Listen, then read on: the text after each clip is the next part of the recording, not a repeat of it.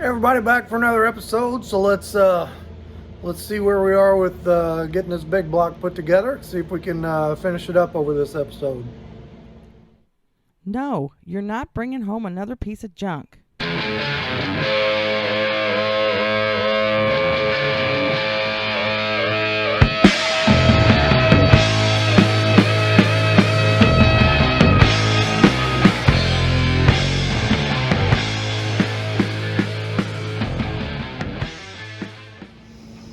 Okay, we'll start with that.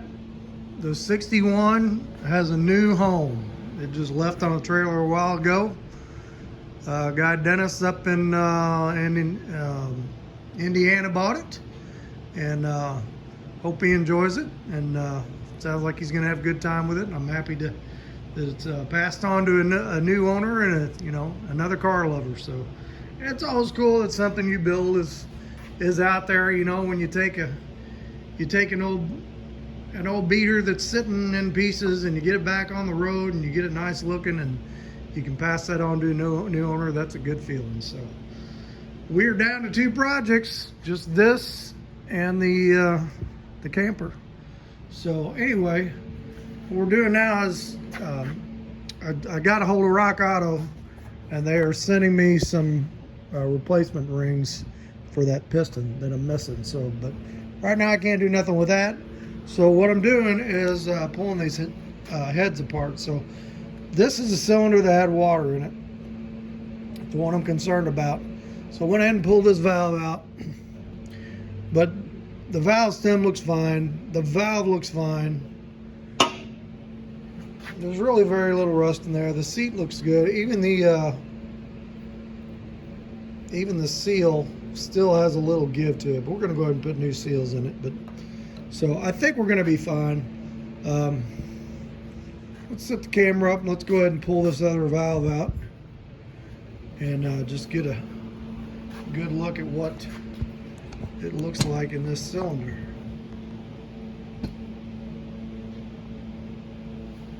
And I told myself I was going to go buy a new valve spring compressor because I was tired of wrestling this old one, but here I'm doing it again. Alright, so I want to put everything. This is kind of interesting. I've never seen these big block springs where they got this kind of cage around them. I don't know what that's about, but it's going back together just like it come apart. So let's see what we can do here.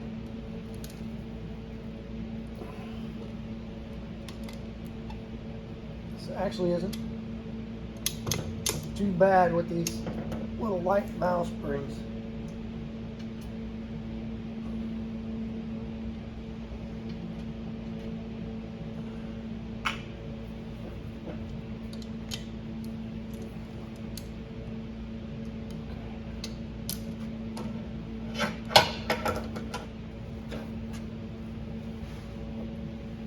Rubber hammer.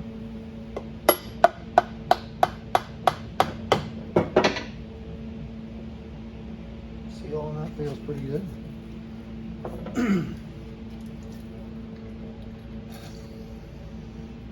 We got a little corrosion down there from this one having water in it. Just work back and forth.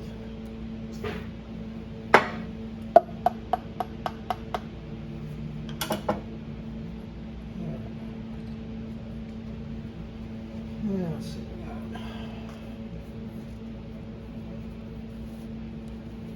Okay. So for anybody who's taken heads apart before,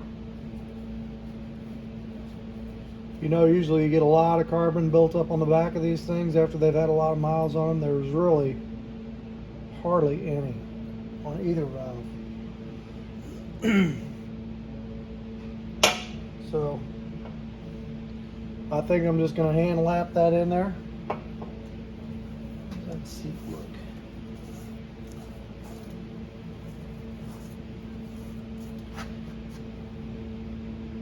And get flashlight.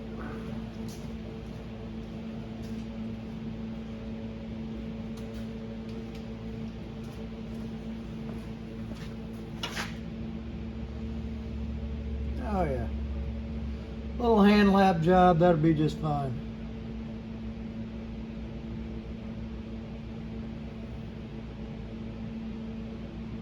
Okay. So anyway, let's go ahead and pull the rest of this head apart. And you know, a lot of times I got to take these on a wire wheel and knock all the carbon off them, but I just don't see that I'm really going to have to do that on these. So this should be a pretty quick and easy. Pull it apart, lap them, new seal, back together. Okay, let me get the rest of this head apart and we'll take a look here. Okay, so got all the valves out of here. Everything looks fine. So we're just, I'm taking the valves over one by one on the wire wheel over here. Just zipping them off. There's really not that much carbon on them to get off, but we're going to go ahead and do it anyway.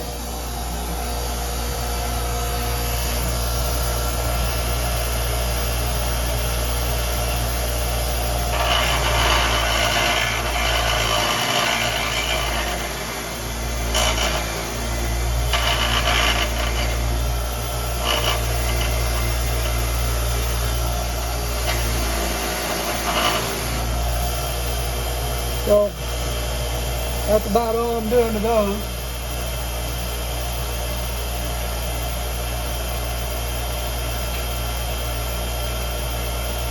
And I just take the spring and do the same.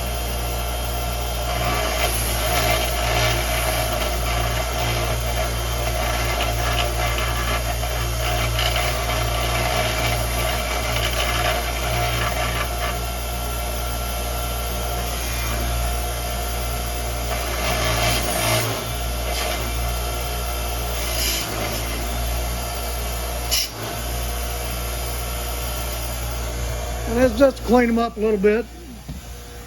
I'll take some brake cleaner and wipe them all down when I get them done. But the head came apart super fast. The valve spring compressor ain't that bad, all that bad after all. So I'm just going to take a flashlight, do a close inspection to here, make sure I don't have cracks. Gotta look down in the ports and then just clean this thing up. And then we'll do a quick lap on them and stick them back in. Really, these don't even need it. Just these two that had a little bit of water in it. There's a little bit of rust there, so that's the only ones that need it. I might put a wire brush on the drill and try to get down in here.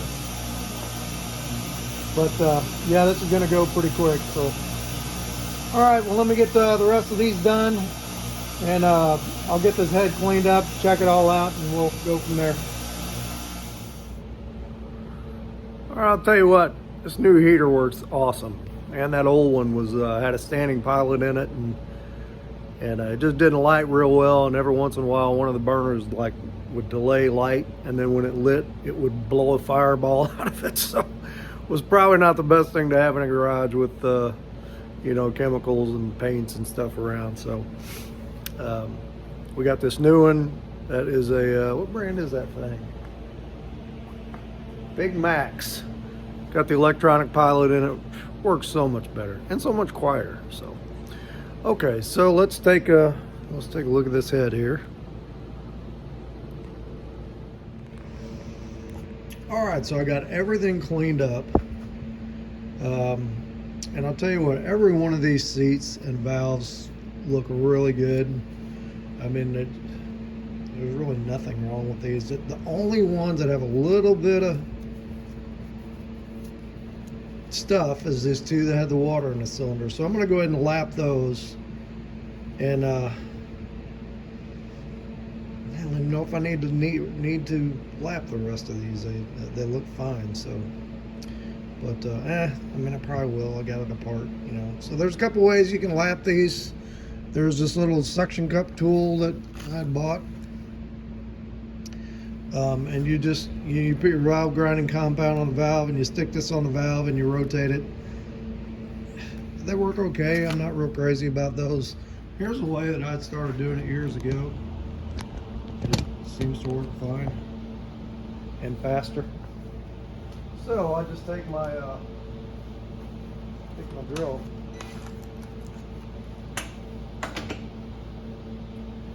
and to take the valve, and wiped off, get it good and clean. There's no grit on the stem. Put a tiny dab of lube on the stem so it slides in and out of the guide nice and easy. And I'm going to take my fine valve grinding compound. I'm just going to put a little bit around the valve facing, the seat facing, whatever you want to call it. Just about that much.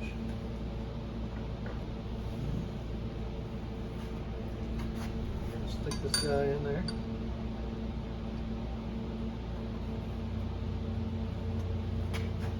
Get that junk out of the way. I'm going to put this thing on low speed, and I'm going to put the valve in here like a drill bit.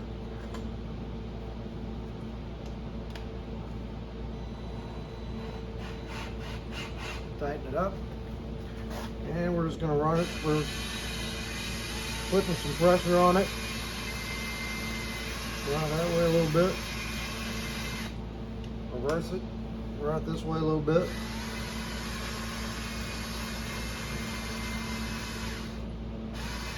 The battery is dying. And we'll check it.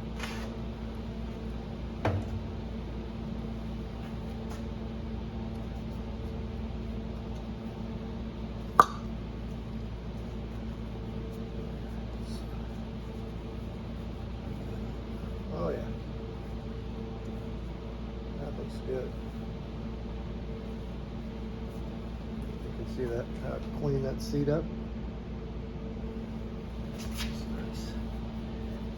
Make sure we wipe all the valve compound off of that thing. Don't want any of that left in there.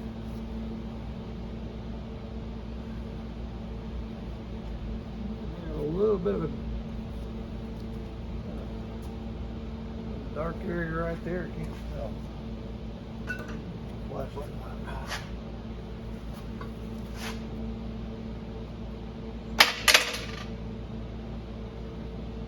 Yeah. Do just a little bit again.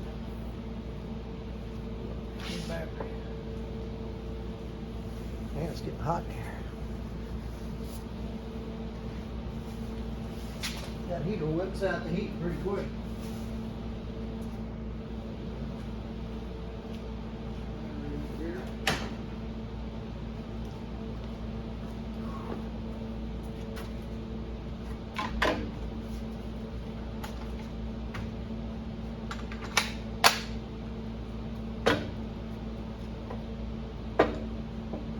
Do that just a little bit again. It looks pretty good, but I got one little spot right there that's still kind of dark. A nice even color across that seat.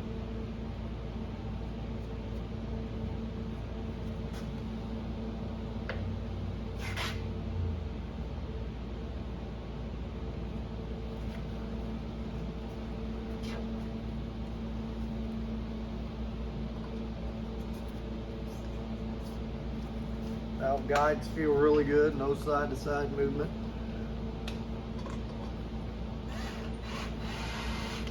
Okay. Let's do it again, a little pressure on there.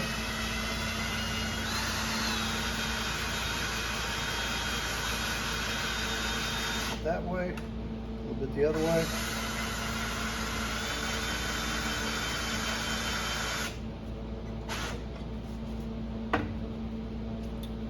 Take a look.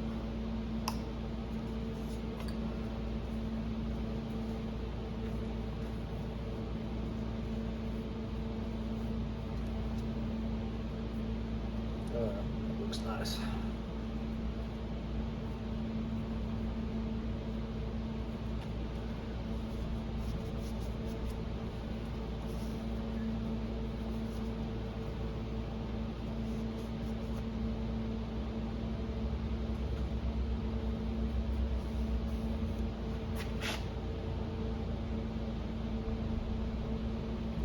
one looks good.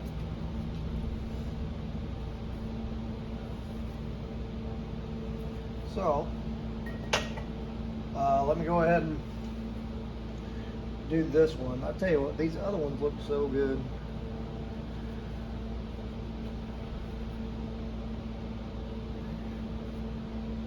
Yeah, we'll go ahead and touch them all up, and then we'll come back and put this together. And, oh, there's my flashlight. Left on from last night, still burning. Looks good. Okay. We'll touch the rest of these up, and then we'll take another look.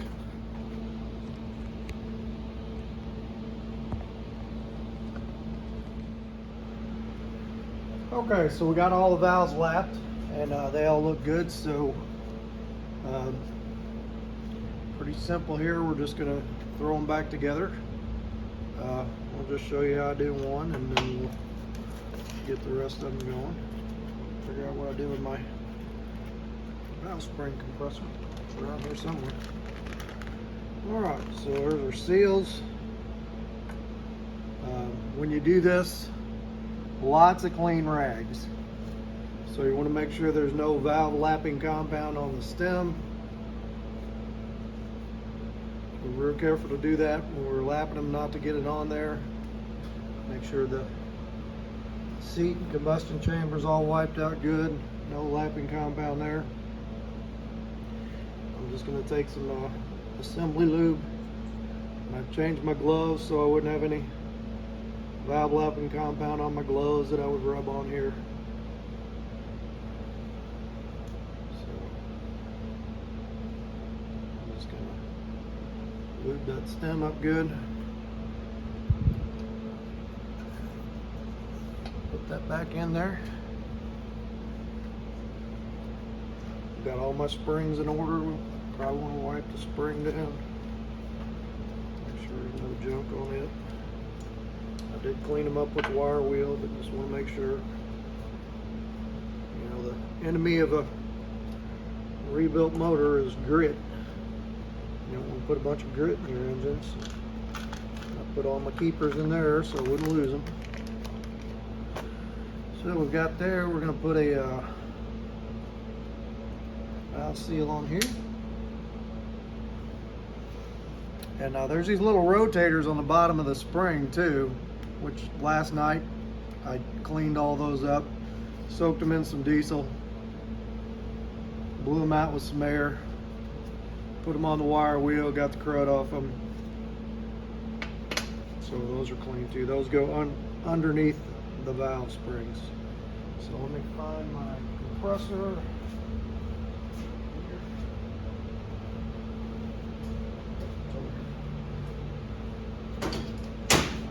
Sometimes going back together is harder than coming apart because the little valve spring keepers can go flying, and usually they go flying in a place where they're never to be seen again. Alright, so I need to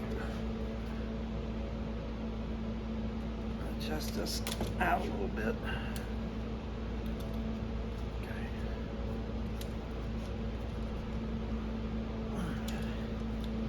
Slide this guy into the spring. Get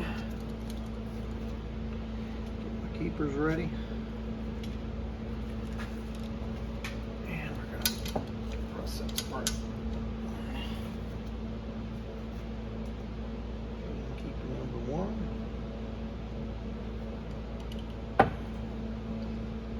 Rotate it around to the bottom. 2.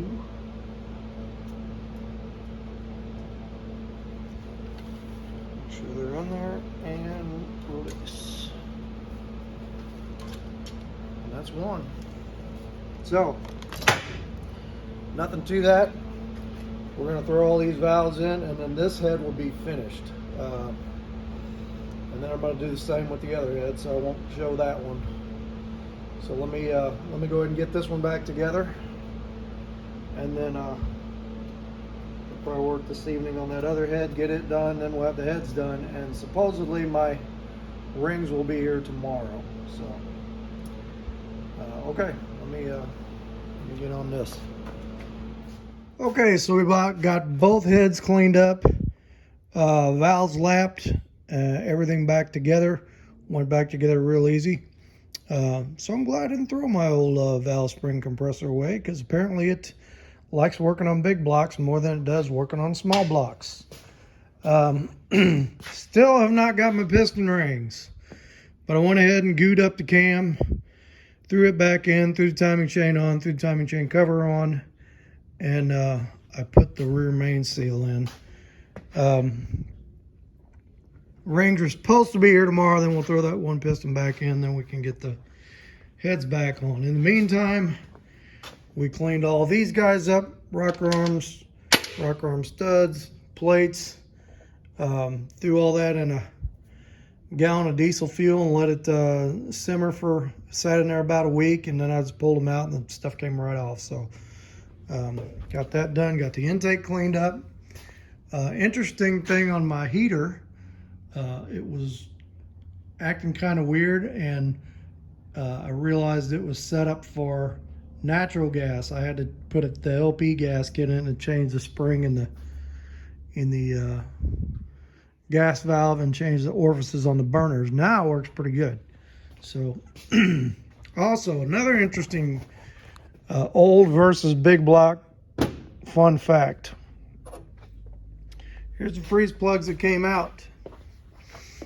I ordered a freeze plug kit for a big block Chevy, and this is what I got.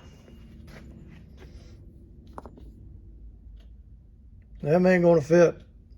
So after pre-1990 and before, 1.75 inches. After 1991, whatever size that is. So I'm gonna have to go over to the parts store and find those. So anyway, I also pulled the distributor out of the small block out there. I'm going to go ahead and use it. And look how clean that distributor came out of that engine. So I don't know if this is a new distributor or if some work had been done in that engine. But I mean, there's like, it looks like that thing was just thrown in there. So I'm curious we get that motor out to bust it open and see what killed it. I mean, I know a rod hanging out of the block, out of the oil pan killed it, but just curious to see, is there anything savable? Was it maybe worked on soon before it died? You know, just so we'll do a little post-mortem on it. So anyway, that's it for right now, and we'll get back out here Saturday morning. We'll drop our last piston in, and then we'll get the bottom together, get our right freeze plugs back in this thing, get the heads on. I'm hoping Saturday we wrap this thing up and have it all back together and shoot some fancy paint on it, make it look good. So, all right, back in a bit. Oh, what a nasty day out there. It has been raining all night. It's cold. So it's really thrown a wrench in the plans for today. So today's plan A was finish putting the motor back together, but that's not happening because of the U.S. Postal Service. Now I ordered those rings. They're supposed to be here Thursday, and if you watch the tracking app, it went from the warehouse to another state. I can't remember what state. Then it came to St. Louis, which is 30 minutes away. Then it left St. Louis, went to Delaware, I think, and then to another state, and then back to St. Louis. And now the tracking, it's been sitting in St. Louis for over a day, and they just keep pushing the delivery date. It was supposed to be here Thursday, so that's aggravating. So, U.S. Postal Service, get your stuff together. I need my piston rings. So, plan A was put the motor together. That ain't happening. plan B was go outside and if the rings weren't here, we were going to start pulling the grill and on the camper and start motor disassembly. Well, that ain't happening because of the rain. So plan C is, I guess we're going to put what few parts I have that I can on the motor, do a little more prep work, and then maybe it'll stop raining. And well, I can work inside the camper and take some things apart on the motor. But hopefully if it stops raining enough, I can actually get out and start pulling the grill and stuff. I don't want to lay on the ground, but I can do some of the other stuff. So not a good Saturday, but anyway, let's get going and see what we can do. All right, well, not a lot I can do here. I went ahead and banged the freeze plugs in this thing and welded the pickup tube on the pump and cleaned that out and just shot a little primer on that, fogged a little primer on that intake. And I am, you know, with the price of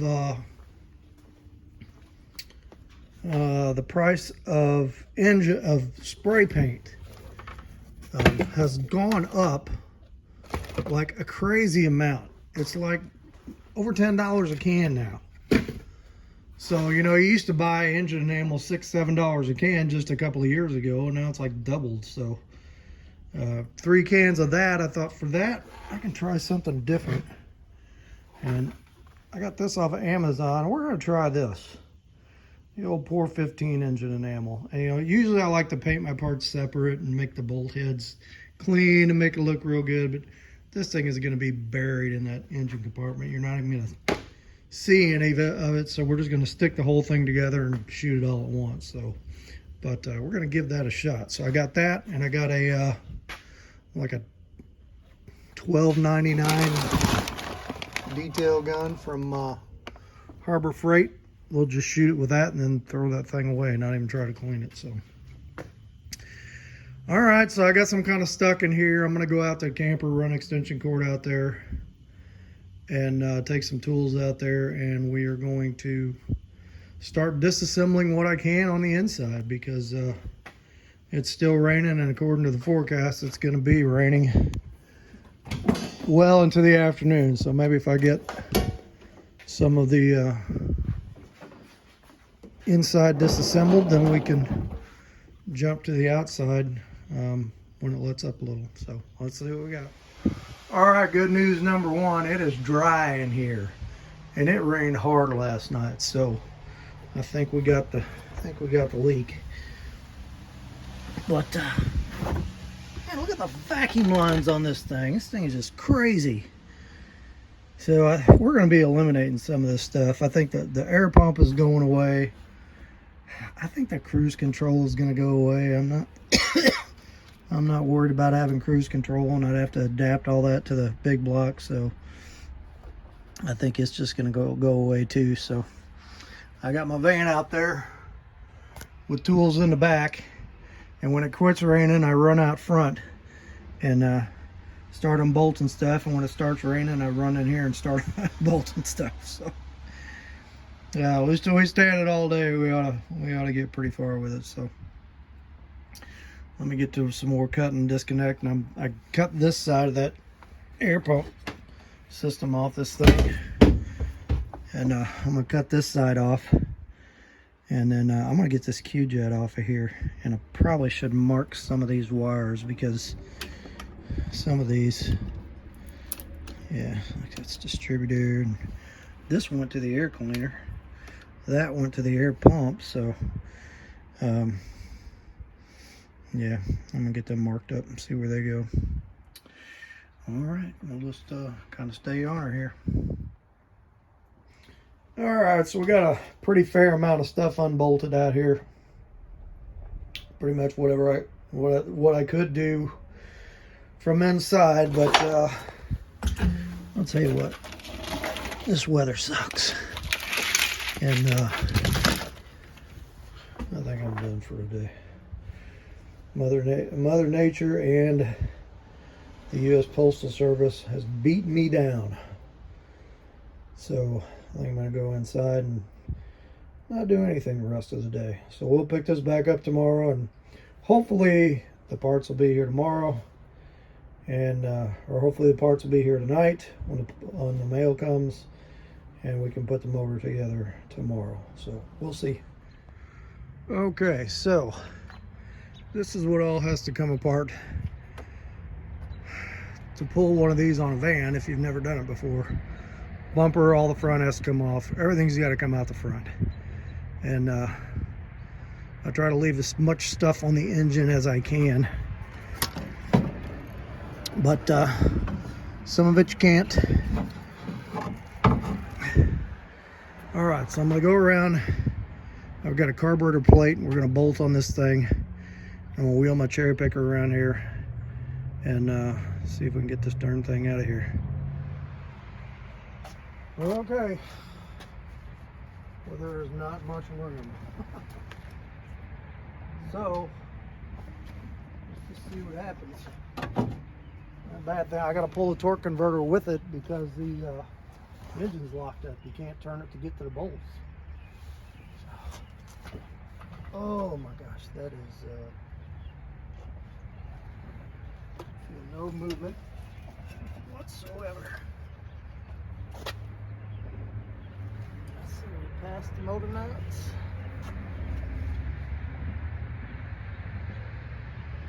Looks like it.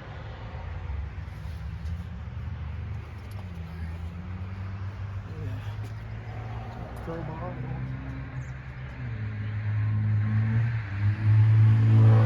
Bolts out. That's another thing. I think we do.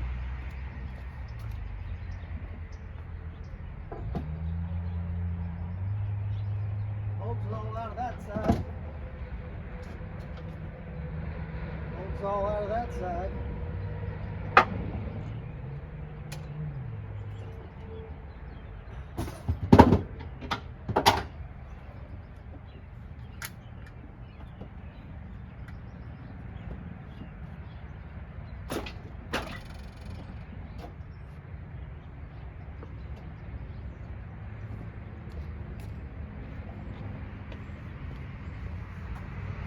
Alright, we'll be back on in just a minute here. Alright, I think I got it to move a little bit in there.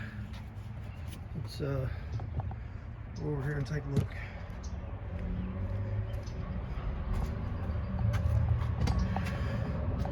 Got a little bit of a gap in there.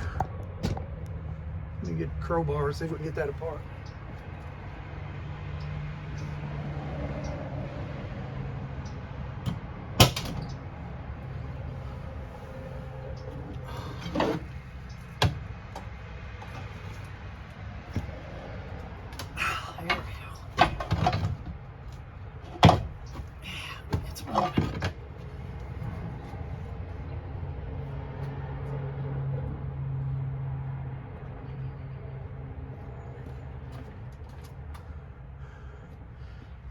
Let's go back on the front, see what we got.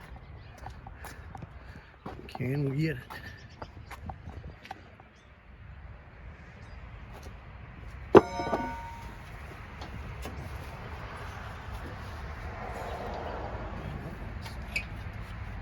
Jammed.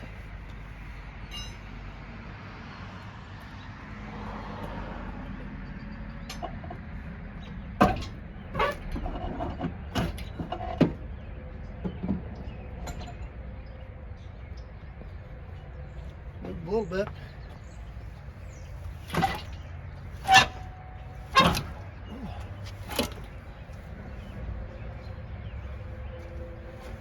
Be careful not to destroy everything as it comes out.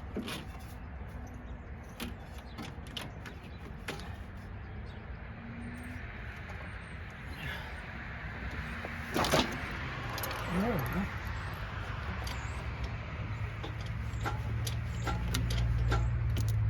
Whoa, I'm smashing my windshield washer tank.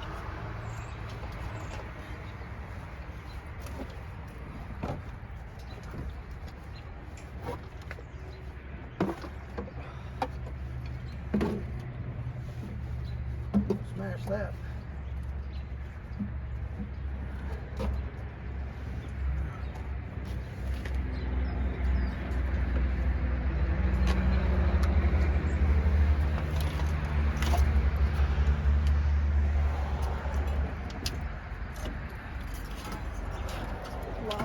stuff anyway.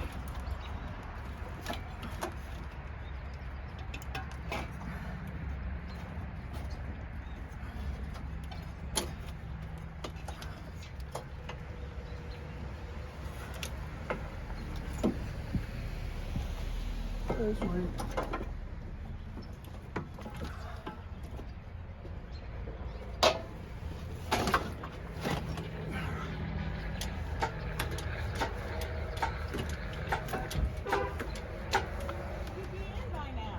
What's that?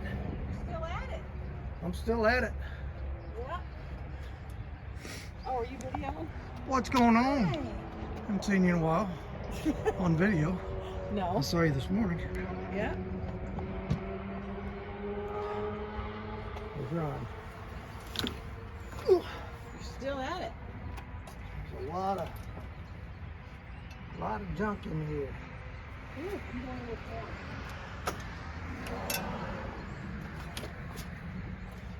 Looks like I'm caught on the transmission dipstick tube. There we go.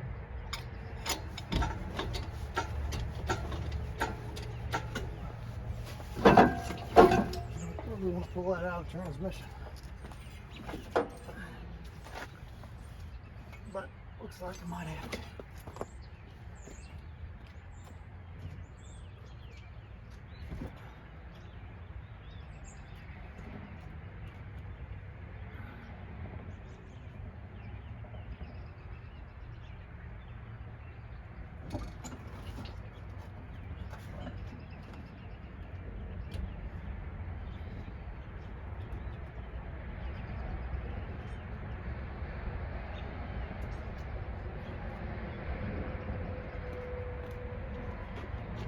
Maybe not, if I can get forward a little bit more.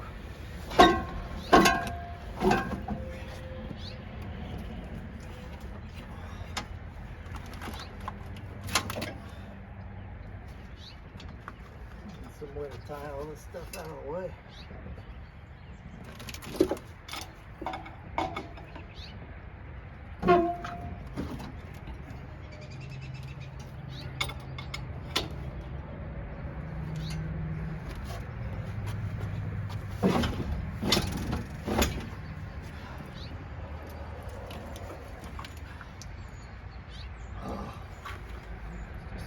Slide over the back of that motor.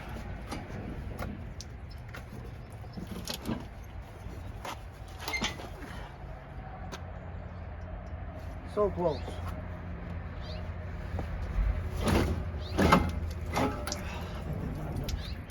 Oh no! My new clean concrete is getting spooged.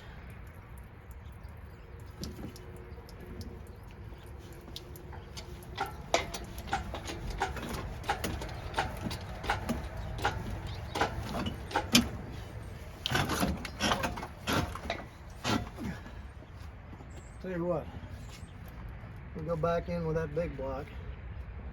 I think we're gonna have this thing jacked up on jack stands to get a better angle at it, because this thing's just too tall. Okay. Alright, we're getting there. Where we stuck on. This is nothing, this is nothing.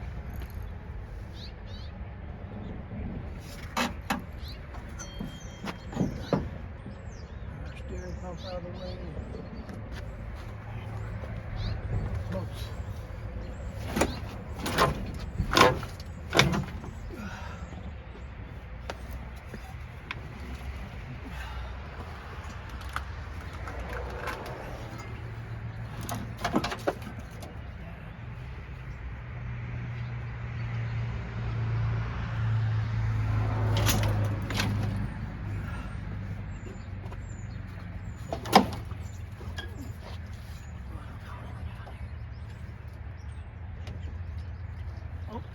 Yeah.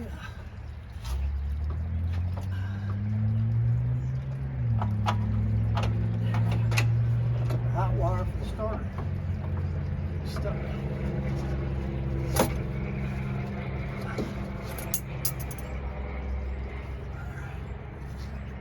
Sitting there. Oh no!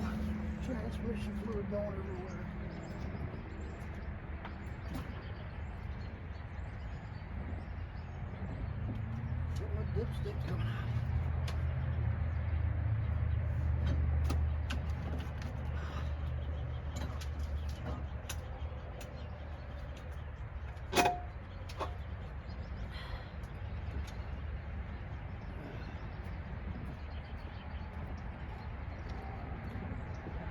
Oh, no, not that there.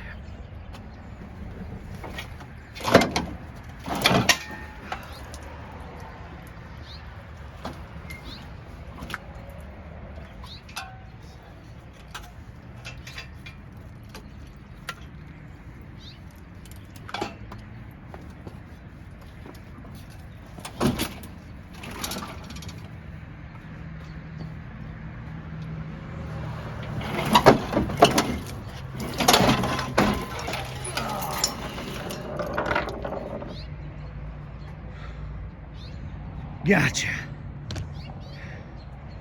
Now, check this thing out. That could be a problem. And that could be a problem. And then we come over here.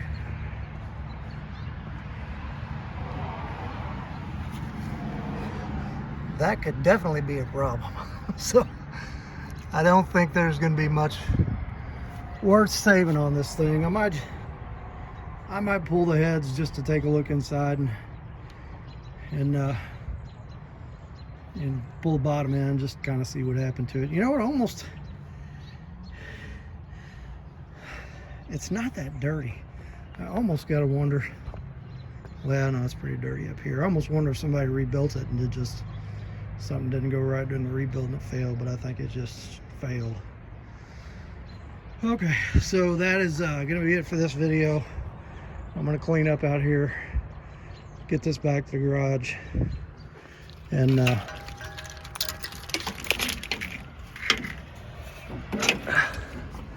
my wires.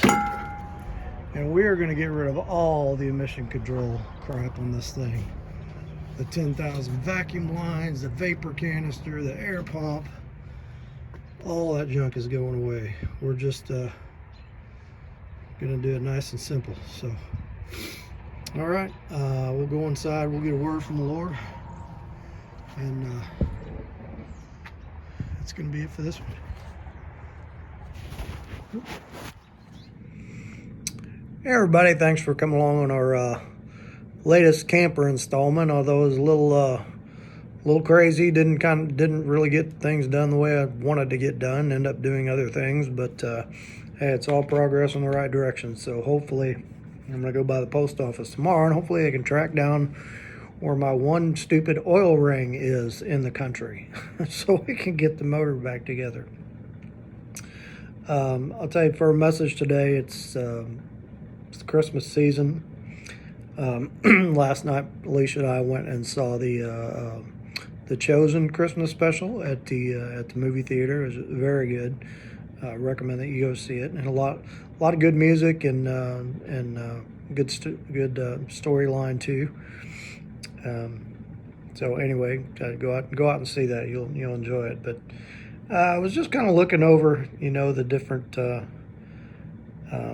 parts of the gospel that dealt with Christ's birth, and this was kind of always one of my favorite ones. It's Luke 2, and it says that now it came in those days that a decree went out from Caesar Augustus that a census be taken of all the inhabited earth. This was the first census taken while Quirinius was governor of Syria. And all were proceeding to register for the census, everyone to his own city. And Joseph went up from Galilee, from the city of Nazareth to Judea, to the city of David, which is called Bethlehem, because he was of the house and family of David, in order to register along with Mary, who was engaged to him and was with child. And it came about that while they were there, the days were completed for her to give birth. And she gave birth to her firstborn son, and she wrapped him in cloths and laid him in a manger, because there was no room for them at the inn. In the same region, there were some shepherds staying out in the fields and keeping watch over their flock by night. And an angel of the Lord suddenly stood before them, and the glory of the Lord shone around them, and they were terribly frightened. And the angel said to them, "Do not be afraid, for behold, I bring you good news of a great joy, for which shall be for all the people. For today in the city of David there has been born a Savior, who is Christ the Lord. And this will be a sign unto you: you will find the baby wrapped in cloths, lying in a manger." Suddenly there appeared with the angel a multitude of the heavenly host, praising God and saying, "Glory to God in the highest, and peace on earth among men with whom he is pleased." So, passage we've probably heard hundreds of times, thousands of times. What struck me about watching the movie last night was as Joseph and Mary were traveling to Bethlehem, and just the way it was filmed. It's their interaction was so good, and just got to really thinking about Joseph, especially in this day and age, thousands of years ago. That he has this vision that his wife is going to be pregnant, and that it's going to be a holy event. She's not pregnant by anybody else, and he knows it's not by him.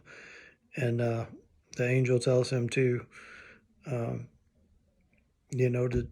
stick with her. And if that was nowadays, if I got that message, would I think that, hey, my Prozac ain't working, or I'm must be going crazy or something? But and back in those days, an unwed, a pregnant woman who was not wedded was really an outcast. So just kudos to Joseph for the strength he had to stick with Mary and to listen to his vision and know that it was from God. And it had to be a really, really tough situation for him, and especially in that day and age. So just want to encourage everybody this Christmas season that you're sharing that story with your kids and with your grandkids. And when we're getting together and we're giving gifts and we're having good food and all that stuff, that this be the focus of what the season is all about, not the Amazon delivery truck, or the all the food we're going to have, or the tree and the decorations and Santa Claus, and even the fellowship. It's, as Christians, we are gathered together in this season because this was the turning point. This was the birth of our Savior. So